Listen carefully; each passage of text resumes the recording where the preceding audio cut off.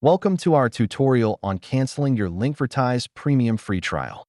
We'll guide you through each step to ensure a smooth cancellation process. Understanding how to cancel your free trial is crucial to avoid unexpected charges. Let's dive into the procedure. First, log into your Linkvertise account using your credentials. This is the starting point for managing your subscription.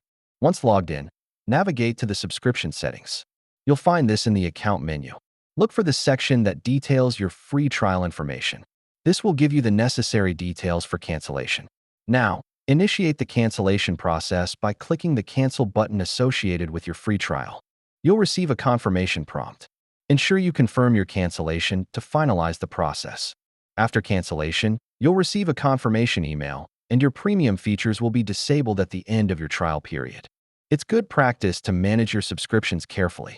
Set reminders for trial expiration and regularly review your account settings. Thank you for watching. We hope this guide has helped you understand how to cancel your Linkvertise premium free trial. Stay informed and manage your subscriptions wisely.